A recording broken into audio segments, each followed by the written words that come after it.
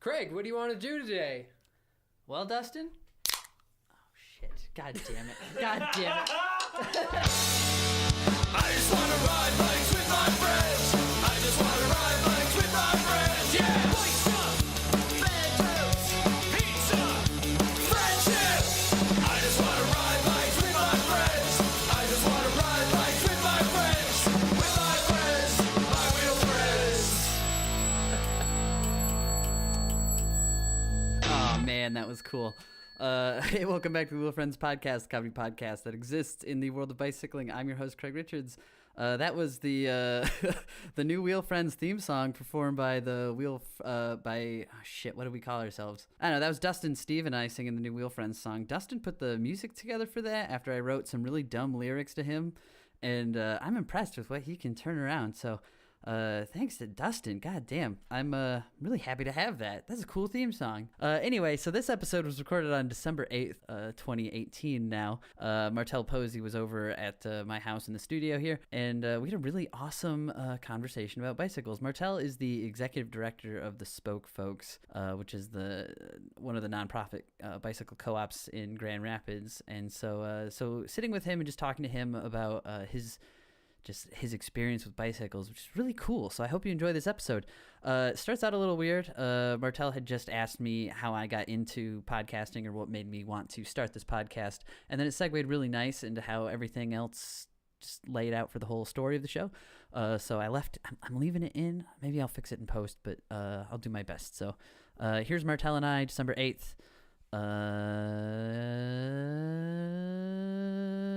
don't have to say anything else. What am I doing? Some of the elitist, oh, what are you running? What kind of rig are you running? Yeah, and there's too many of those podcasts out there, and I couldn't listen to them, so I was like, I think I'll just do this. Like, somebody's got to pull the trigger, you know? Yeah. You can only stand around going, somebody should do something about this for so long before you go, oh, I'm a somebody, I can do something. Yeah, kind of like the Spoke Folks. Yeah. A lot like the Spoke Folks.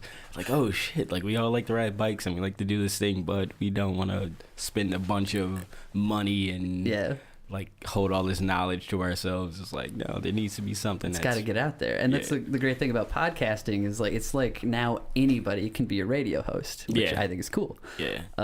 No more Howard Stern. Yeah. Fuck Howard Stern. I listened to talk radio with my dad growing up, which I got... I came out okay, but like I was still always a fan of like broadcasting and stuff. I used to want to host like the Late Show. Yeah. That was like my dream as a kid, was to host a late night talk show. Yeah. So this is kind of like a little dream come true for me. Yeah. I can only imagine after what I fell into with the Spoke Folks. Like I never imagined in a lifetime that I'd get to do the thing that I would love to do as a kid, and I never really had time to think about what I was doing as a kid. And to think like, oh, like I really love this thing, and I would love to do that as an adult. Like it kind of got away from me. Like as a kid, like I always was working on bikes, always just fixing people in the community's bikes, helping people with their bikes, finding bikes to like fix and stuff like that. And then, you know, you get older, you get a car, you do the whole thing. And I got away from it, and then I got back into cycling, and I found the Spoke Folks by a miracle and got back into fixing bikes, and I was just like, oh, this kind of makes sense because as a kid, this is what I was doing my whole life. Yeah. When you got back into bicycling, was there like a catalyst for change, or is like... No, it was really just essential. Like I had a car, and my job was like 1.5 miles away, and work was 1.5 miles away, and school was like 2 miles maybe. And I was driving this car that I was putting like mad money into, like fixing it and gas and insurance.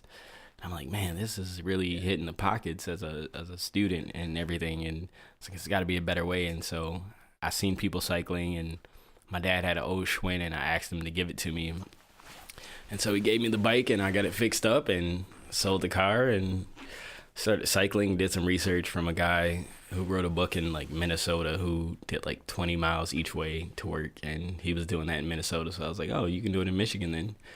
Cold, you know, whatever. And so I just kind of gave it all up and decided to start riding my bike, and that was probably like 6 or 7 years ago, before the Spoke Folks. Nice. And I was just riding out of like necessity of trying to save money and not drive a car and spin a bunch of it. And so Forget the whole intro. We're already in it now. yeah. How did you just like stumble across the Spoke Folks the same way out of necessity? Just like I need a tube or something? Or? Nope. The whole Spoke Folk thing is hilarious still to this day, because as somebody who grew up like on the southeast side of town, growing up like in that necessity of fixing bikes with what we had, like we couldn't go and like if we got a flat tire, you couldn't just say, "Hey mom, can I have some money so I can go and get this, tube repaired or something like that at shop?" You just kind of made it work on your own. So like we would take, old tubes and patch, tubes and tires and take parts from other bikes to make it work. And so I kind of did that whole, like, I know that bike shops, although they're worth every, penny, they're great and they know what they're doing and they have all the expertise. I just couldn't afford it. And so I kind of went back to that childhood thing of just like, oh, like I was riding a bike, but still, had needs. And so I would take care of everything on my own. And then one day I met, Jay, and he was talking to a friend of mine and was talking about how he's looking for somebody who can represent like the community, my community or whatever. And I kind of overheard him talking and I was like, oh, that sounds really interesting. And he was like, we need to sit down. And it was just kind of by out of nowhere. He would just say, hey, let's sit down, let's talk. Yeah. And he was just like, yeah, I want you to work at the Spoke Folks. And here I am today. Yeah, and all the way up to executive director, right? Yeah. That's the official title? Yeah. Yeah. All the way. That's incredible, man. Yeah. From no bike knowledge, mechanic wise, anything, just fixing bikes and just kind of going on the journey and being all the way to where I'm at now and how passionate I am about just making sure people have cool bikes and things that work. It's been it's been like about a year, right, since you took over? Yep. How's the first year been? It's been under the fun. Yeah, one under the belt. October was the 1 year mark, and I think it's a different switch from going to. I think working on bikes, once you get acclimated enough, you know how to fix problems. If shifting isn't right or if this isn't working right, you can just automatically just fix it. And then going to a more executive role, just like, oh, this isn't going well. It's just like, I don't know what the hell I'm doing. Like I don't have a clue, but I'll try to figure it out. I can only imagine. I used to run a Boy Scout camp for 3 years, and I think it's probably similar, where like you get a new problem and you go, I think I've had this problem before, but it's very different than what I ever imagined it could be. Yeah. And so you're just constantly adjusting. I know. By the time it was my third year in, I was like, I got this. Yeah. No, it takes some. It's one of those things that takes time. You gotta figure out what the new requirements are. The old requirements were simple. It's like bikes broke, fix it. And then now it's like lights broke, rent's due. Yeah. Yep. Stuff like that. Hey, how much do you believe in what we're doing? I think it was September, I drove across the country with Joe from Boston Square Community Bicycle Co-op, another co-op in the city. I seen Joe one night, and they're like, hey, you want to go to Bike? And I'm like, what? What do you mean Bike? Like, what is, I don't know what you're talking about. So Bike was in Detroit like 2 years ago or something like that. But it's basically a conference for bicycle co-ops around the world. That's cool. They all meet up in one spot, like, every year, and just kind of do workshops and learning and building bridges and everything like that. So I went out there to do that, and you have people from as far as Australia, the UK, Canada, all around the US, some of like South America, like everywhere. And so we all just kind of met up and had like this week in LA and just tried to share ideas about what bicycle co-ops are and how much they're needed or whatever. And it's pretty cool because you have this idea that, it's all about community and kind of sharing the knowledge and the resources to help people fix their bikes, because it's one of the few things that I really kind of got around to realize something is universal. Like no matter where you go, like bicycles are there. And it's fantastic. The need for, maintaining a bicycle. And I think that's where like my biggest passion has come from over all this time, is going from a person who did it as a kid, did it on my own, and then now doing it as a job, the need to know that like bicycle maintenance is like super big. Yeah. And the more we do it, the better our bikes are, and the more happy we are, and the more fun you have on a ride when your bike is working well and you have a setup that's good for you and all that stuff. And yeah, so many people throw their bike away if having like one bad ride with a bad back, that thing's gone. It's in the garage. It's never ridden again. Yep. Like stuff like that. It's so common. Yeah. And people don't realize like how detailed you can get into fixing something, like whether it's like, you know, a wheel's out of true, you started adjusting like, you know, the spokes or whatever, and they're just like, I didn't even know you could do that. Like, I didn't even know that was fixable. And it's like, yeah, everything on this is you can fix all of it. How is biking in LA? That was interesting. There's no infrastructure. The Onion had a really good gag the other day. It was LA has added or got $10 million to add an additional lane for bicyclists to recover after being hit by a car.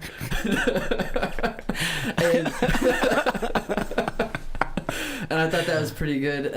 But yeah, I have heard a lot of cyclists say LA sucks for cycling. There are some that like really think it's fantastic, like the radivists. They're out there insisting that this is fine for them, but I don't think it is really fine for everybody. It's not like universally acceptable in that like a performance sort of way, and not everybody is there. So I would love to travel to LA and give it a go and see that urban sprawl for myself, but it scares the hell out of me. LA is weird because they have different problems than we have here in West Michigan. One of the biggest problems LA obviously has is transportation.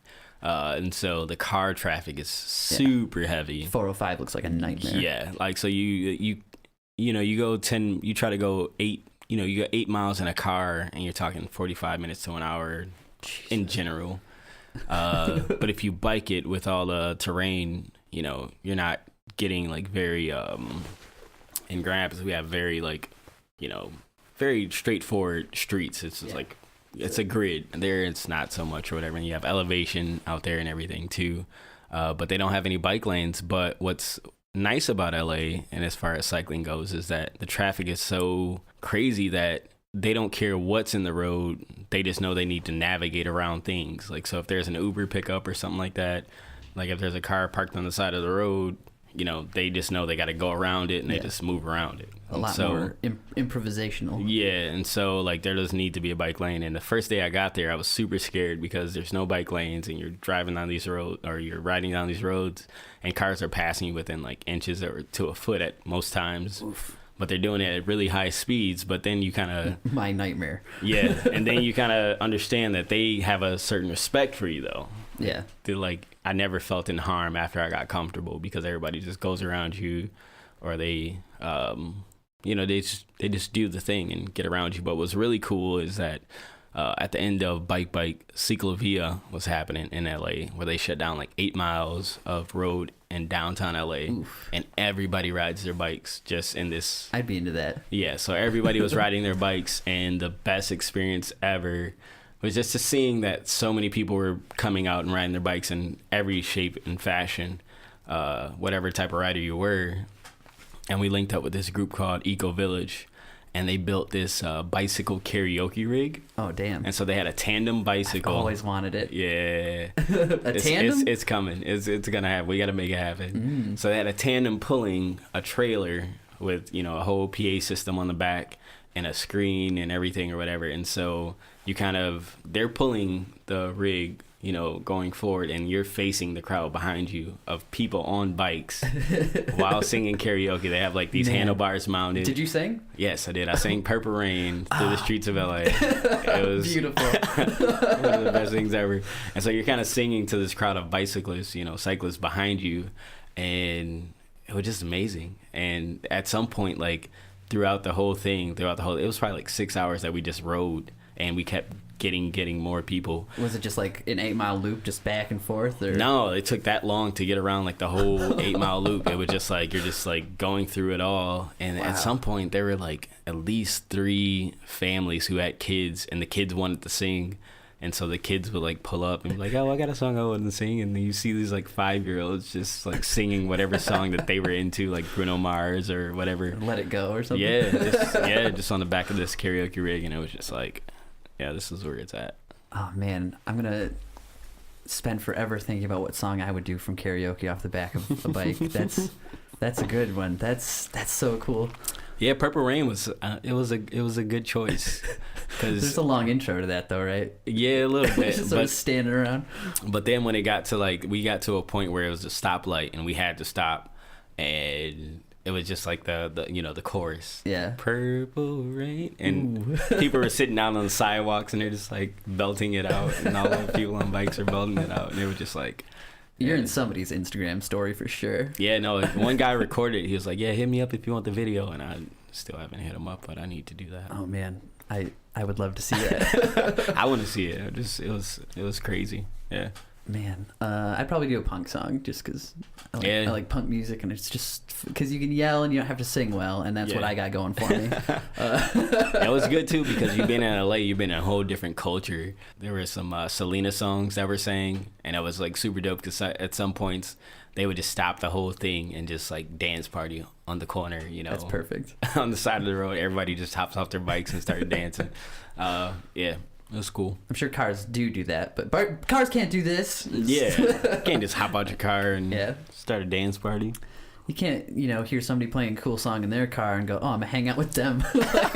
Right. Yeah. No, it was such a magical experience. There was, they had some rental bikes out there, and this mom and daughter had linked up with the group just off of nothing. They didn't have a clue what was going on. Everybody was riding their bikes, and this person signed up and they picked a song, and like in doing all this, they didn't know where we were going. They didn't know the destination. They were just like, I'm about it. Like, I'm going. It's my day now. And at some point in their song, they just kind of stopped in the middle and it was like, they started yelling. They were like, what the fuck is going on with my life? This is amazing. Like, why have I waited this long to do something like this, Yeah. They're just like, like until you do something that, crazy, and then it got me thinking like why have I been in this box for so long? Like, if this happened in Grand Rapids, like if you just had like a karaoke rig in Grand Rapids, it was on a Sunday afternoon, sunny day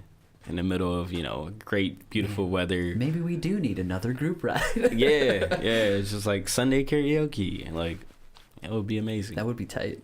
Yeah. Does the Spoka folks have a good relationship with the city? Yeah, we do. Mobile GR reached out this year a lot to just partner with us and a bunch of events and stuff like that. That's cool. And I know they sent somebody out to a different conference while we were out in LA to attend like a different conference, and so they also got to do Ciclovia and be a part of that. And so that's tight. I don't think there's too many people who don't like what we do. That's good. I feel like I wish I could say the same about the Wheel Friends podcast. They must not be Wheel Friends. I was thinking about it. I'm like, shortly after I started the podcast, I was like, the Wheel Friends. And then I saw the Spoke folks, and I was like, those are the same name. It's like I looked at your name and then grabbed a thesaurus. Oh. Steve looks at me the other day and goes, I don't know why I didn't call it Biking Buddies. Like, you asshole. Yeah. We're in it now. Picking good names is good though. Yeah. You find like a solid name. Like I was thinking about this the other day, and I was talking about it. I was like, the Spoke Folks really is like for me at least, as a cyclist or anybody, like if you know anything about bikes or if you have any type of love, like it makes sense as soon as you hear like the Spoke Folks. The like, Spoke Folks. What do they do? They're bike people. And yeah, they're there to help you out. Bike people, just bike nerds, all day. Anything next on the horizon for Spoke Folks? Anything cool? Nothing in stone. I have some great ideas after coming from LA. Yeah. Like I got this event I'm trying to play in called the Frostbite Challenge. And so as a fundraiser, we've never really traditionally done any fundraising. For the most part, it's always been just selling bikes and helping people get what they need. Yeah. But to do something that's fun and kind of interactive with our entire cycling community, to get something going where, we pick this either date or set of dates, and we kind of start demystifying kind of that notion of like, oh, it's cold in Michigan or it's cold out, you can't ride a bicycle or along those lines. Where I struggle. Yeah. I love winter biking. I've done it before, but man, I don't ever want to do it. Right. And so kind of breaking some of those molds and getting everybody to just go out, even if you don't have to do it for, the whole winter, if you're not a regular commuter, but just to be like, one day, let's see how many miles we can rack up as a community and, raise some money. That's cool. Yeah. Have some coffee stops where you can designated stops where you can stop in and grab a cup of coffee for local business, do that whole thing. And yeah, that's great. Yeah. I think it'll be fun. Well, when you get more stuff set in stone, you're always welcome to talk about it on the Wheel Friends podcast. Yeah. My wheel friends. I love bike puns, by the way. Oh, yeah? Puns are always good in the title. It's I don't know why it's so fun to do them with bikes. Even the name of the podcast, Wheel Friends. It's like, it's just too easy to do it. We're working on Dustin and I are working on a new intro song for it. So we'll have an official Wheel Friends theme song. But when I wrote the lyrics, I'm heavily inspired by punk stuff. So it's just like, I just want to ride bikes with my friends like 4 times. And then, because that's all you need for a punk song. Yeah. And then, I just want to ride with my friends, my wheel friends, right at the end. Boom, that's it. Oh, that was super dope about LA too, is that LA was like mind blowing for me, is that the Eco Village people who did the karaoke bike, they have like this community space that's kind of more focused around like bikes and then it's being eco-friendly. A lot like the Spoke Folks co-op where you just have like this community space that everybody can come into. They kind of had like a music co-op where like they had like a stage and like a concert venue almost, where they were just all about putting on music and entertainment for the community. And so they have like regular karaoke days, hence the karaoke bike. Yeah. But they do like, they'll just have karaoke on like the weekends or something like that in this space. And then they also throw like live venue shows just for all, but they had this really good all Latino punk band that was playing or whatever, and just Perfect. yeah. Like coming from West Michigan, like you go out there and see like all Latino punk band or anything like that, like it's just like, oh, like this is a whole nother culture out here. Yeah, right. And you guys are into it, and so that was pretty cool. So you think the Spoke Folks is ever going to have like an open bike night where people can come in and listen to live music and also work on their bikes just as a big group event? That would be dope. I mean, we already tried to do that with Beer City Bike Fest and Crank and stuff like that, where it's like a one-time thing. I think if it got to a point, after coming from LA, I'm more on the, I don't know, like the Spoke Folks or any of it's being like more of a movement and a lifestyle, I guess, instead of it just being like, oh yeah, the shop or whatever. It's like creating those things that make it so fun to do, where like you said, like if it's like a live music, something, and people get to still fix their bikes or whatever, just make it really communal as far as like making sure our bikes are taken care of, making sure we take care of ourselves as a community, having fun, laughing, doing all those things that we already do, but making it accessible to more people. That'd be great. Yeah. I'm down with the vision. Yeah. I like this. Yes. More butts on bikes. Because it's like, I mean, we have, like, Grand Rapids is huge. We're on our way to becoming, like, the biggest bicycling city in the Midwest. Yeah. Like, we are blessed with the amount of bike lanes we're getting. Like, it's hard to be, like, kind of punk about bikes here because, like, there's nothing to really be that mad about. Yeah. Like, so we have it pretty good. Yep. But, like, there isn't, like a unified, like, community here. I mean, we have the group rides, but there's still... Those are almost segmented themselves between the different types of riders and styles. Right. So creating a hub for everyone to get together is a phenomenal idea. Yeah, but it needs to happen. I mean, like, you have many different communities that are riding bikes, but we aren't doing it together. And until we can do it together, then it's not going to be as fun. If you're listening, this is the call to arms. You're in it now. Come and ride with me. By listening to the past 24 some odd minutes, you've... signed into the Grand Rapids bicycle community lifestyle. Yes. Whatever way you ride, we're down. Yeah. Unicycle, bring it. My dad found this is off subject entirely. My dad found he's he goes to the local junkyard up in Ludington, and he's always bringing crap home. But Yep. he found a big tricycle. And he's excited to mod it out and put he's gonna make it an e-bike, but I'm like, you're no guy, it's fine. E-uni? Yeah. E-unicycle? Well, he'll have his e-tricycle, which he'll take out camping, because that's all he does is like state park camping. Trike. He's on an e-trike. A big e-trike. Oh, But I'm okay. like, you got to get cup holders on that thing. I can help you. Yeah. You trick that ride out, Yeah. Dad. Yeah, I thought about it with the I got a tricycle also. I thought about putting one of those e hubs on the front, Yeah. just to be like, all right, I can keep up. Throw a bunch of pizzas in the back.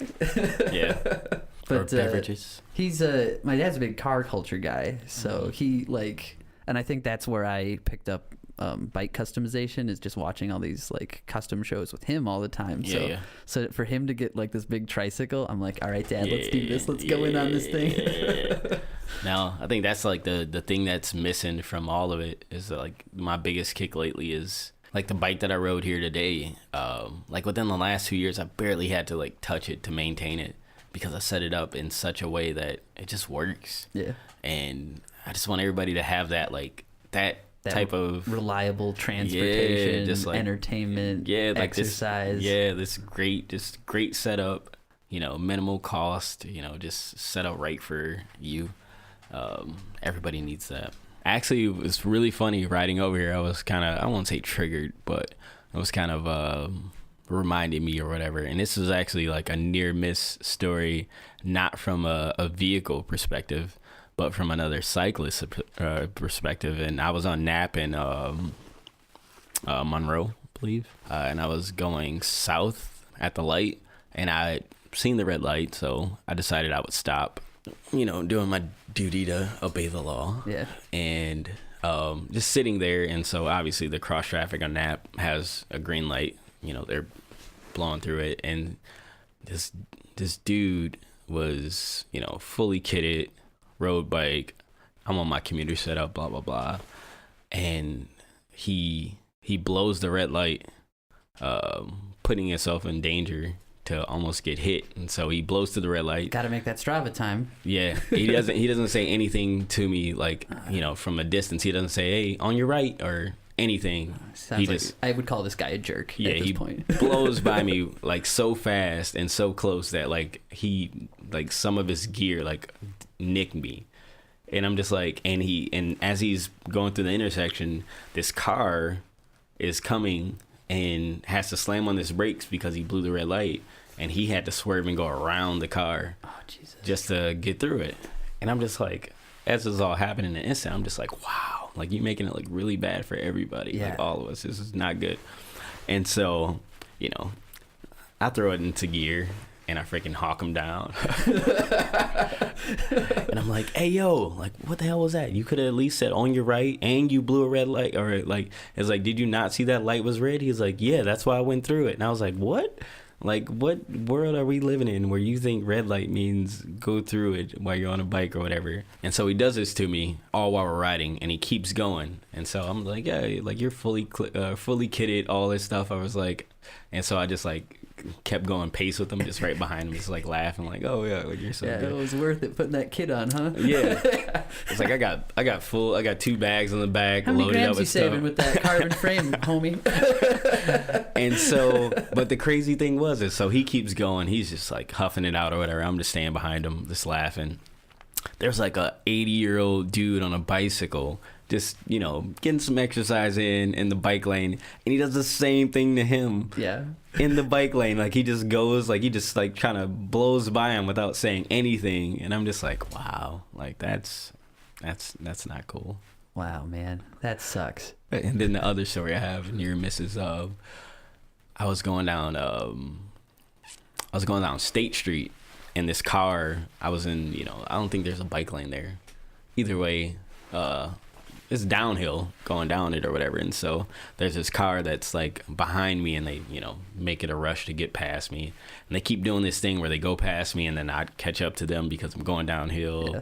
And they keep doing this thing or whatever. And at some point they, because the road is so narrow, to get by me, they like squeeze so close by me, they almost push me into the parked cars. But then after they go by me, they get stuck at the red light up ahead after almost pushing me into a bunch of cars.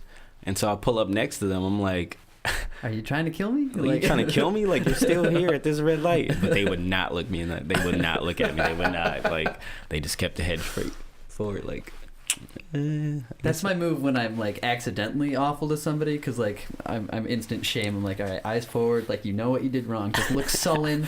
Like, let them know, yeah, I know what I did was wrong. Yeah. But like, man, that's a bummer too. Yeah, that's about the only ones. Other than that, I'm pretty, I won't say cocky, but I'm pretty confident in the road, where it's like, I'll give you respect, you give me respect. And you sort of, I mean, cars, they can only move like one direction. They're not going side to side. Like, so you sort of like figure out how they're always going to move. Yeah, that's interesting to think about. Yeah, I never thought about it that way. I always think of them as like wildebeest and stuff, like, or just like animals. Like, yeah, I'm just around these big old albatrosses, like around all these buffaloes. They're always going straight or right or left. Like, yeah, they can't do no they can't really maneuver that well. Yeah. No, it's nice. It's like, oh, he's slowing down, but he's not using his turn signal. There's a good chance he might be turning. or they see the red light up ahead, but they still hit the the accelerator. It's like, you see the red light? Why aren't you slowing down? Come on, man. Makes common sense. I don't know what those people think when they when they keep trying to pass quickly, and then you're right next to them again, and it's like, oh well, I guess I'm wasting my time is what I would assume. But they keep trying. But that's how I drive, though. That's how when I owned a car, that's how I drive. Like, if I see a red light ahead, I just take my foot off the accelerator and just like coast to that light, because why am I speeding towards the red light? Yeah. Like, even saying that sounds crazy. Yeah, I'm speeding towards the red light. And there's so many people that still drive that way. Like, I have to drive the belt line to work a lot. So it's like, cool, man, you beat me to a stop. Congratulations. I'm still right here with you. Or like, oh, remember when you passed me real aggressively 5 miles ago, but still we arrived at the same place at the exact same time? Exactly. Maybe it wasn't that worth it. Yeah. I mean, that's the biggest thing with it. Like, when you talk about efficiency, and I can't remember, it's a state out west or something, they have like a specific set of like bicycle rules where, like, if you pull up to like a red light, the Idaho stop. Yeah, the Idaho. Yeah, I love it. I where think you're just like, if I feel safe enough to take my own stuff into my own hands, like, I can, be more efficient, and I think that's what it all comes down to, is efficiency and just getting where you need to go. I think we should adopt a version of the Idaho stop, because maybe we can push for that. Yeah, we got other things legalized, like woo, Michigan. We've got more controversial things legalized. Man, I think I'm gonna have to do a 420 episode of the Wheel Friends. Yeah, which will be fun. That'll be coming up soon. Let's push for make a whole campaign about pot for potholes or something like that. Potholes, or fix them up, or do something around, like you said, we're becoming a big bicycle culture, giant, and so maybe we can push to get some of those laws. Like, I think we absolutely do, because we don't have anything like that on the books here, actually. And a lot of people are still fuzzy, like I even talked to somebody like a couple days ago or yesterday, and they were saying, I was like, oh, isn't it illegal to ride your bike on the sidewalk or something, like you can get a ticket? And it was just like, you kind of like, I don't know where the official rules or anything is, like to say like this is what it is, or this is the official, like, I'm a certified league cycling instructor, so I know like some of the stuff as far as like, you need to have I know at some point it was really fun learning all of it, but like you have to have a headlight just like a car does. A half hour before sunset, half hour. But at some point, like, one of the laws was, it wasn't like, even with all the technology, how we have like LED, rear lights, the law still was that you need to have a rear reflector. Even if you had like a really bright light on the back, if you didn't have a reflector, then it was, illegal. So if you got hit, a lot of the times it would be, if you got into a crash, they use that against you. Like, oh, well, you didn't have it. Yeah, and it's just like, it's a technicality, which doesn't make sense, because this is... I didn't have a brake light, so I deserve, or a rear reflector, so I deserve to get hit by a car. It's not a good sound argument, but that's what they come at you with. Yeah. And so, it'd be nice to in that realm, to start focusing on, some of the technicalities and legalities and education, so that people know, what they need to do to That Stay and safe. we don't have any. Michigan doesn't have any vulnerable road user laws like some states have, where it's like against the law to harass a person on a bicycle or a Right. pedestrian. Right. And I think we absolutely need that. 'Cause, Yeah. like we've. Cars are killing us. Yeah. Man. Like Yeah. over 40,000 people this year are going to die from automobiles, and 800 some of them are going to be cyclists. Yeah. And it's crazy. to not have those laws in place is scary. Yeah. Yeah, I mean, I've even went to the extreme of saying, like, in order to make sure that people know, you know, that this is like valid and, you know, legitimizing the bike, they set up all types of traps, you know, for, oh, like, we're gonna set up a speed trap or whatever. Just like, let's see how many people actually obey the 5-foot passing rule. Yeah. You know, maybe don't write them a ticket initially, you know, but like let you know, like, hey, you did something and you didn't pass within enough, you know, feet or whatever. Yeah. And you need to understand that this is why you should do that. Keep us all safe. For sure. It would also, a vulnerable road user law would protect us if somebody decided to roll coal, which is the shittiest thing that people can do in a truck. Yeah. Somebody did that to the group ride once, and I was like, you huge asshole. Like, what are you doing? Yeah. Yeah, jeez. I don't know what it is. I don't know why. This is why I love riding bikes, is because every time I'm on a bike, I'm pretty happy. And every time I'm in a car, I'm generally a little on edge. Yeah. I feel myself dying in a car. Why aren't you moving? Go. Ugh. I'm so angry right now. Yeah, car culture, it like forces you to think of yourself as like this alpha again. Like, I need to like get out of my way. I'm in a hurry. Even car commercials. If I would pass a law where car commercials have to be educational, and like you can't break a law in a car commercial. Like speeding, don't fucking air that. No turn signal, don't fucking air that. That's hilarious. That would be me. All the car commercials just break every rule possible and just burn rubber and go 0 to 60. Like, oh, here's a bunch of trucks speeding across the desert. Like, what? No one's gonna do that. They're gonna drive that dumb thing around Grand Rapids. It's never gonna get dirty. They ain't hauling shit. Oh, that's hilarious. That's good. That's good. If you drive a truck and you're not hauling big heavy stuff around, you're better off driving a smart car. Be honest with yourselves. My older brother, he wanted to get a truck for a long time, and he had his car that he had, which is perfectly fine, working, and it was paid off. And he was like, "Man, I want to get me a pickup truck." And I was just like, "But you have a car For what? that works really well, and like you don't really have a job or things that you need to do where you need to haul a lot of things." You gotta haul a camper? Like, you're going camping? Right. Like on certain instances, maybe, yeah, but like you have a pretty white collar 9 to 5. Like you don't really need a pickup truck. Yeah. I almost got my dad's like big red Chevy Silverado, but I was like, I don't need this in Grand Rapids. Like, I don't like the mindset my parents had was like, oh, you can buy stuff for your house and like you'll need to haul drywall. I'm like, I got friends with trucks. Like, I don't need this. Right. It's like, it's 2018, almost 2019. I can probably get the shit delivered. Yeah. If I can get groceries delivered, I could probably get some drywall delivered at my house. It's like that co-op mentality. It's like it's more communal. Like, I don't need to have a truck because I have a friend with a truck. Right. Like, and that's pretty. So I'm tying everything back together in a bow. No, what's good about we did an event that was pretty cool. That a friend of mine, Ange, put together called the Fix It Fest. And that was interesting because never really done it before. This is like the first year that we'd done it and that they reached out, but it was actually partnered with Nerd Geek Group. Geek Group. And so like I was surprised at the amount of things people brought there to fix and come together, like as community, being like, look, I got these things broken and maybe we can all fix them together instead of just throwing them away or replacing them. And that's sweet. I think that goes along with that whole like community concept of like, man, let's stop doing that and let's start coming together and fixing things and solving problems together. You don't need to buy a new lawnmower. We'll fix the one you have. Yeah, like, we're gonna save you $150. Yeah, like, and not put. And this is probably one of the biggest things that I've been like trying to work through mentally, but being in this industry as, cycling and doing this thing, where we ride our bikes, it's good for the environment, it's good for everybody, it's good for all things possible. But then there's this like weird dark side to it where I did some research, and in 2015,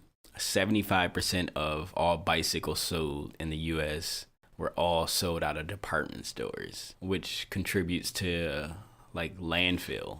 Yeah. Eventually they'll end up in a landfill instead of having like, bikes that we love. So they're the cheapest quality parts. And Right. Like have something that we would love to ride that can stay around forever if we take care of it, and getting on that eco-friendly kind of kick or whatever, and just realizing like, holy crap, that's a big issue. Yeah. 75% of the industry, of all of it. It just ends up in a landfill. Yeah. And it's just like, how can we affect that? Like, how do you tackle that problem? As a thing how do you stop somebody from sending it to the landfill? Yeah, get it at least to a co-op or where somebody can use it. Right, or it being good enough quality in the first place to even save it. It's like, for me, bicycles are investment. Like the bike that I have, it's probably at least 20 years old, and it's still around, and not in the landfill, but. How do you get people to invest more? Say, hey, I'm gonna spend $200-300 one time, instead of being like, all right, I'll spend $100 every couple years to buy something that's just trash and end up in a landfill. In an eco-friendly industry, is kind of That is mind blowing. Yeah. Man, I almost feel like dirty. Like it's just like, man, ooh. Suck the air out of the room. Yeah, I don't know what to do with it. It's just like, man, we're already obviously helping everything, but it's like, how can we go a step further to get more, like, in my thought process, I call them forever bikes. Like once you're an adult, like you just need a bike that works for you, that's good quality, and you don't really need to. You can change stuff on it. I should stop buying bikes. I don't need any new bikes. I'm good on bikes. These will last me till I die. I'm not getting any taller. I don't have 7 bikes. Yeah. But they all will last for a while. Yeah. But everybody needs a forever bike, especially if you're just like a casual rider. Just get like one solid bike that, is good. Does the I'm thinking about the homeless community, because that's like that is probably the most ignored group of bicyclists in the community. Yeah. People who cycle out of necessity, not just like nerds like most of us. Yeah. You got a group of people who are, relying on transportation as far as bicycle for their livelihood, and, bicycling is almost a privilege for me, and for them it's like, it's all for a lot of us to make a choice to say, oh, I'm gonna do this instead of doing this other thing, and it's like, it's not really that's a kind of whatever choice, but to go, I need to go somewhere, I need to get to here and there, and I can't do the car because I don't have the resources to do that. So this is the only option that I have really, besides public transport. And I think some of that goes with culture too, and like how we look at it here in Michigan, especially, as like being a car-centric place too, is like weird because it's almost like a status symbol. So if I tell somebody like I don't have a car, it's like, oh, you must be poor if you don't have a car. And it's like, this is like, America is probably one of the only places that you can actually be poor and still own a car. In other countries, if you don't have enough money or the resources, or if it's not available, you don't get a car. You just use other forms of transportation. But here, you can be dirt poor and still have a car. I was thinking about this morning, I've never actually used Grand Rapids public transit. Yeah. Which is, I feel so shitty about it now because I'm like, oh no, it's getting utilized now though. It's, growing up, I hear the Dash is really popping. Growing up here, it was like one of those things where like that was the first thing that you wanted to do, was get away from public transport and not catch the bus, and get a car, to be like, oh, look at me, I got a car. Yeah. And I don't have to take the bus. Yeah, like I don't gotta take the bus, I got money. Like, no, it's like this in bigger cities even too. Yeah. You go to Chicago or something like that, like you can get around efficiently without having a car, and having a car is really expensive in some of these cities, and I think we need to wrap our minds around that a lot, like to think like no, it doesn't mean I'm less of a person or like less well off because I don't own a car. I'm just not choosing to spend $10,000 a year. Oh yeah, it's to get where I need to go. That's what it's up to now. I think we were talking about this a couple weeks ago. Yeah. It used to be $4,000 a year. Now it's like closer to $10,000 a year to gas, maintain repairs, all the stuff. Ooh, wow, yeah. That's I just started paying insurance on my car, and man, I was not ready for that budget adjustment. And it's so stupid because I'm like, I know when the summer rolls around, I'm just gonna be paying $160 or whatever for this thing to sit in my driveway. Maybe I'll force myself to not have, like, I won't buy insurance when it comes up to it, and just do like a quarter without it, or buy like or buy insurance from like a certain month. So like it's always like 6 months. So find the month that works to get you through winter. Buy 6 months of insurance here, and then just like realize like, all right, for the rest of this, I'm gonna chill back. I've got I'm going through Progressive, so I've got that little little narc box you can stick on your car. Narc box. Which I have strong feelings on it. Like it does get annoying, like, because if I decelerate faster than 7 miles per hour, it gives me a ding, and that's a hard stop. And so the insurance company knows. And I don't know why I decided to install this fucking thing during the winter time. Right? It's like, do we have like a Michigan option or like a cold weather option? But I have adjusted how I follow people in traffic, and how, like, I'm very aware of my speed now, and so I'm like, I think actually everyone should have this annoying thing. And I would even take it a step further and just like really, like, I would have that thing be a fucking tattletale, like, because it's got GPS built in. Pop up dollar figures, like when you do something fucked up. It's like, hey, this is what it would have cost you if a cop pulled you over for what you just did. I think augmented reality should fit into this, and I think your computer should be able to your car, like, should have cameras on it, and it should be taking pictures of everything, and it should like report you to your insurance company. Like, they're the ones who are allowing you to drive your car, essentially. And like, pulling the wool over your eye, like your insurance provider's eyes, just so you can get a better deal, is kind of shitty overall when you think about it. So I think everybody should have this, and I think everyone should slow down. And I think the privacy thing, I think it should tell on you for speeding, because it's keeping track of how fast I'm going, but that's not actually what they're judging me for insurance. Right. It's how fast I accelerate and how fast I stop. But like, GPS knows the speed limit in whatever section I'm supposed to be in, so I think that should be in a play too. I want to make things so hard for drivers. But living here my whole life, I've seen the change in it, and it's crazy. Like, to see 131 backed up, and to be on a bicycle and ride down Division. It's so great during like rush hour, and just like, oh, you guys are just sitting here. Yeah, that's probably when I'm most smug on my bicycle, is when there is a traffic jam or traffic's backed up, and I'm like, oh well, thank you for the 3 feet over here to the right. I'm gonna zip by all of you. Yes. Oh, there's a green light, and you still aren't moving. All right, cool. I'm just gonna get to the next one. Or like traffic will be gridlocked through the intersection, so even though it's a green light, nobody can go, and I'm just like, I think I'm gonna run this light. Yep. Yep. It's like, oh, this is kind of efficient. Yeah. Like, everyone notice how I can still get through. Right.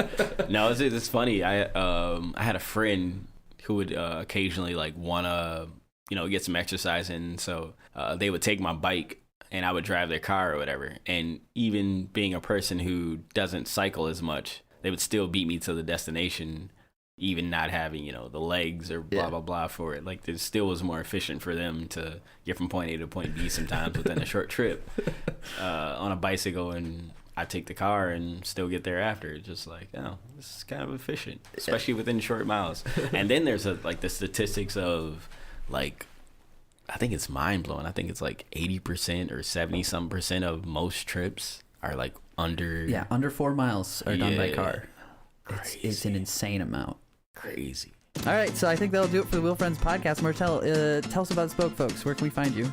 Spoke Folks, www.thespokefolks.org, on Facebook, Instagram, Twitter. You can find our shop, downtown Grand Rapids. Come and get a bike. Get your life. You need bike repair, you need a brand new bike, you need it all there. Whatever. If you just want to talk to somebody who's a nerd and who loves bikes and want to give you the best advice, that's what we do. We just try to help, get more butts on bikes and get people inspired and get them set up on something that works for them. It's our pretty utilitarian And people can also volunteer there, right? Volunteer, whatever you're good at. Perfect. As always, you can find the Wheel Friends podcast, Instagram, Facebook as well. I have set up a Wheel Friends hotline, so if you want to call 616-920-0638, you can leave a 3-minute message on bicycling. If you want to tell us a near miss story, I want to start collecting those as well. So if you would like to contribute to the Wheel Friends, I might use that someday. Or if you have a bicycle poem that you've written and would like to read, I'll throw that in there too. So yeah, that is 616-920-0638. I think that'll do it. Go ride your bike. Yay.